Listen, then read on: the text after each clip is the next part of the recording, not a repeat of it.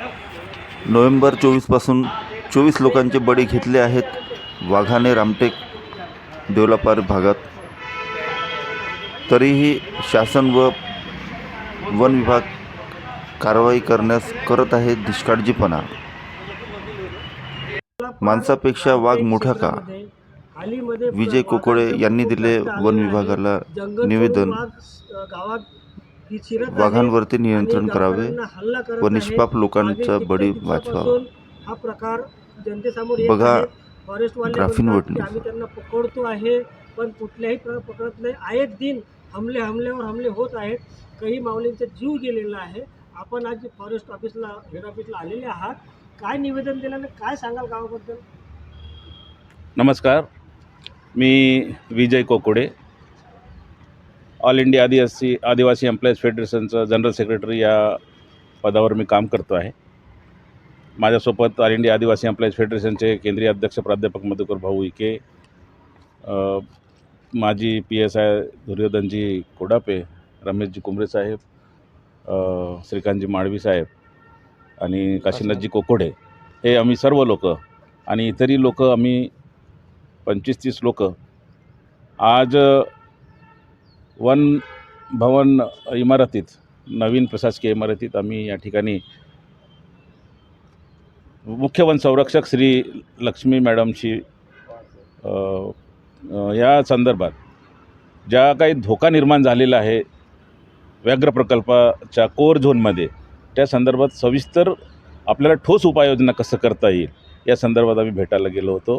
खरं तर आज सावरा या गावात सावरा तालुका रामटेक या ठिकाणी एक महिला शेतात शेंगा तोडण्याचं काम करायला गेली असताना त्या महिलेवर हल्ला करून त्याला जागीच मृत केलं वाघाने, म्हणजे हत्या केली. त्यासोबतच 2 महिलांना घायल केलं. या प्रकारची घटना आम्हाला जेव्हा कळली, आम्ही या ठिकाणी संविधान चौकात युनिव्हर्सिटी कायदा 2026च्या संदर्भात आम्ही धरले आंदोलनात असताना आम्हाला ही गोष्ट माहिती मिळाली आणि त्याच्यासाठी त्याच माहिती मिळताच आम्ही या ठिकाणी वनभवनात येऊन मुख्य वन संरक्षकांची चर्चा केली. या देवलापार क्षेत्रात 2014पासून जेव्हापासून व्याघ्र प्रकल्प तयार झालेला आहे तेव्हापासून प्रत्येक महिना वाघांचा आणि इतर हिस्त्र पशूंचा वावर वाढत आहे. आम्ही या संदर्भात अनेक निवेदनं दिली शासनाला. गावावर त्या ठिकाणी एक फुलझारी म्हणून गाव आहे, त्या गावाला उठवण्याचा प्रयत्न शासन करत आहे. त्या ठिकाणी गाव वसला नाही पाहिजे, माणसं राहिले नाही पाहिजे म्हणून त्यांना वीज देत नाही आहे. पाण्याची व्यवस्था त्या ठिकाणी केलेली नाही आहे, शिक्षणाची व्यवस्था नाही आहे. आम्ही परवाच्या दिवशी तिकडे फिरायला गेलो, अर्थातच त्या गावाची समस्या जाणून घ्यायला गेलो. त्यावेळी आम्हाला कळलं की 12वीला 70% पास होऊन एक मुलगी त्या ठिकाणी शिक्षणापासून वंचित आहे.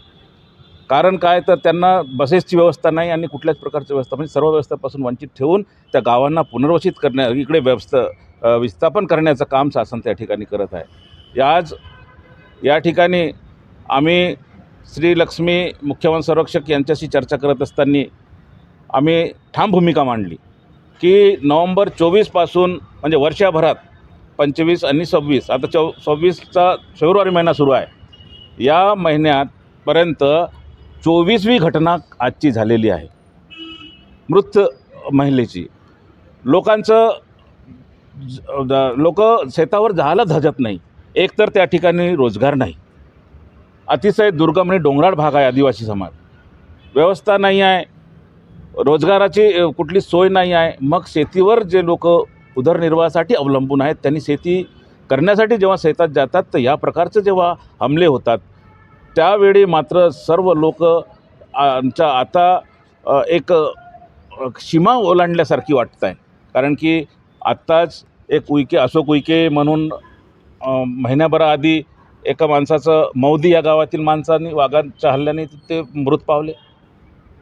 15 दिवसाआधी रानडुक्करच्या हमल्यात याच गावातील सावरा या गावातील सुरेश धुर्वे नावाचा व्यक्ती त्या ठिकाणी मृत पावला.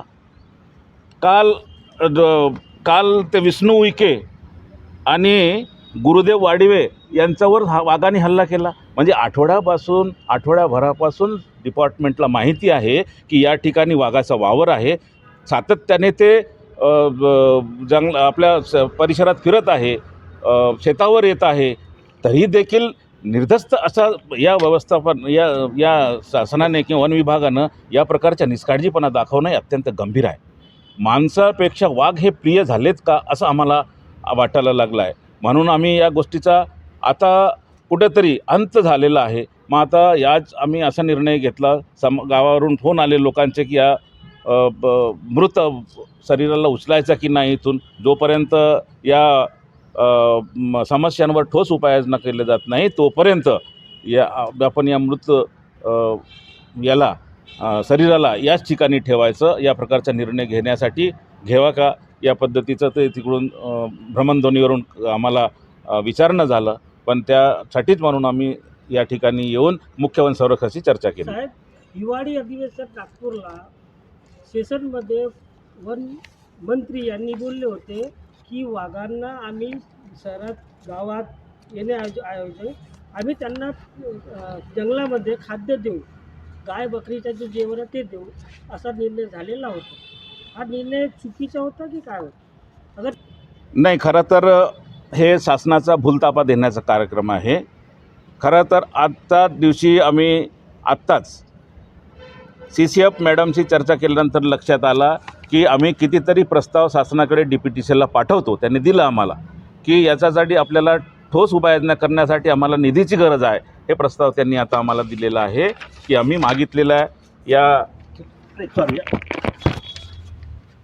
या पैसा आम्हाला उपलब्ध करून दिलं जात नाही आणि हे आमचे प्रस्ताव आहेत. खरं तर ही गोष्ट अत्यंत निंदनीय आहे.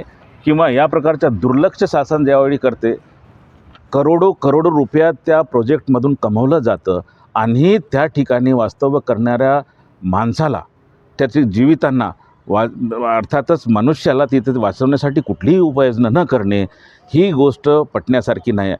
हिवाळी अधिवेशनात जे काय झालं आहे, आम्ही आता गणेश नाईक मंत्री महोदयांशी या संदर्भात चर्चा करणार आणि आता बोलणार. मागच्या वेळी पण बोललो होतो. आमदार महोदय आमचे आणि तथा राज्यमंत्री या ठिकाणी वित्त व नियोजनचे आहेत, त्यांच्याकडे विशेष आणि ते खरं तर रामटेकचे आहेत. त्यांच्याकडून खूप मोठी अपेक्षा आम्हाला अनेक दिवसापासून आहे, अजूनही आहे. आम्ही काय आशा सोडलेली नाही, पण त्यांनी त्याकडे अत्यंत विक्षिप्तपणे दुर्लक्ष केलेलं आहे. हे आपण सोडता येणार नाही. म्हणजेच हे जे काही विधानभवनात अधिवेशनात जे काही आश्वासने दिले जातात ते पाळले जात आहे आणि त्या गरीब दीनदुबळ्या ग्रामीण भागातील समाजाला अत्यंत मूर्ख बनवण्याचं काम या ठिकाणी केलं जात आहे. रोजचे रोज जीव जात आहे, तरी यांच्या डोळ्यात कुठल्याच प्रकारचं पाणी येत नाही. हे महत्त्वाचं. हे हमले जे एक वाघ करून राहिला, हे फॉरेस्टवाले काय त्याच्यात ॲक्शन काय घेत आहेत? काय अशी योजना करतात की ते आले नाही पाहिजे असे गावात? फॉरेस्टवाल्यांनी आता CCF मॅडमने सुचवल्याप्रमाणे आमची मागणी अशी होती की या ठिकाणी हायमास लाईट लावा, PRT वाढवा. PRT त्या ठिकाणी गावातील ते जे बेरोजगार मुलं आहेत त्यांना 487 रुपयाप्रमाणे जे काही मानधन मिळतं त्यांचं वाढवा. आता मॅडमचं म्हणण्याप्रमाणे 554 18 गावांसाठी आम्ही दिलेलं आहे. आम्ही सर्व लोक तिकडे फिरत असताना आठवड्याभरापूर्वी कडबीखेडा म्हणून गावात गेलो असतो. त्यांना विचारलं की बाबा रे, या गावात PRT आहेत की नाही. तर त्यांचं असं म्हणणं, ते सांगितलं त्यांनी, कडबीखेड्याच्या गावांनी एक कोडापे म्हणून गृहस्थ होता, त्यांनी सांगितलं की PRT फक्त ज्या ठिकाणी हालचाली दिसतात वाघांच्या त्याच दिवशी लावलं जातं.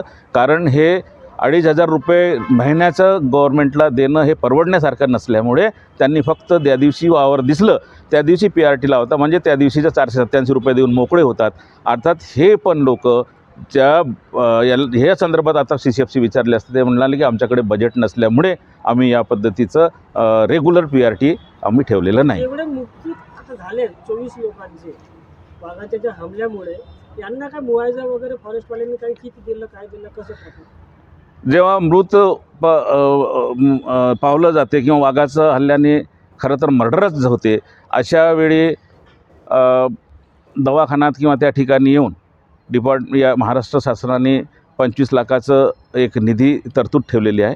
10 लाखाचा चेक त्या ठिकाणी देतात. इतर पैसा मग कधीतरी FDमध्ये किंवा इथं वगैरे टाकून ते देण्याचं असा एक सध्याचा शासन निर्णय आहे आणि त्यानुसार कारवाई करीत जरी असतील तर आम्हाला या गोष्टीपेक्षा आम्ही महत्त्वाचं हे समजतो की जीव हे महत्त्वाचं आहे. जीवाचं रक्षण केलं पाहिजे. दुसरं की एक जर माणूस एक करता माणूस जात असेल त्या घरातला, तर त्याच्याऐवजी तुमच्या वन विभागाच्या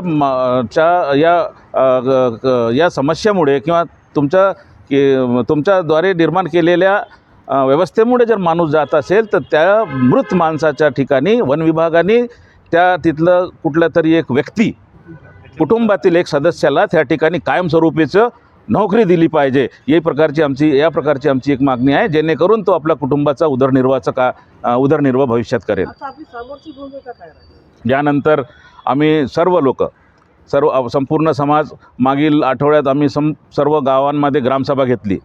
सर्व गावांच्या ग्रामसभाचे ठराव घेतले की याचा पूर्णतः बंदोबस्त करा. कुठल्याही प्रकारचा बंदोबस्त तुम्हाला करता येईल तुमच्या लेवलला, तुम्ही त्याचे सोर्सेस शोधा आणि तुम्ही ठरवा की अशा पद्धतीचं आम्ही हेच CCFC आता बोललो की CCF मॅडमशी की तुम्हाला तुमचा एक आराखडा तयार करा. या इतके गाव आहेत, इतक्या गावांमध्ये आपल्याला फेन्सिंग करता येत असेल तर किती किलोमीटर आपल्याला फेन्सिंग करावं लागेल, कुठल्या प्रकारचं करावं लागेल, हायमास्ट लाईट किती लावावं लागतील, PRT किती ठेवता येईल तुम्हाला, त्या गावातील लोकांना अवेअर करण्यासाठी अजून काय तुम्हाला गावात जंगलात गेले पाहिजे की नाही, किंवा जंगलातलं वाघं बाहेर येतील, काही जनावरांसाठी तिथलं हरिण सांबर यांच्यासाठी खाण्यासाठी त्या जंगलामध्ये काहीतरी नवीन खाद्य काही तयार करता येईल का, या पद्धतीचं तुम्ही याच्या एक नियोजन तयार करा, आराखडा तयार करा आणि ते आम्हाला पण द्या एक प्रत. आम्ही संबंधित पालकमंत्री, वनमंत्री, कलेक्टर साहेब यांच्याशी चर्चा करून, यांच्याशी मीटिंग घेऊन आम्ही त्या संबंधीचं नियोजन पुढे तुमच्या दिलेलं नियोजन आम्ही त्यांच्या पुढे ठेवून बजेट करण्यासंबंधी आम्ही विनंती करू. या प्रकारचं आम्ही समोर भविष्यात घेऊया.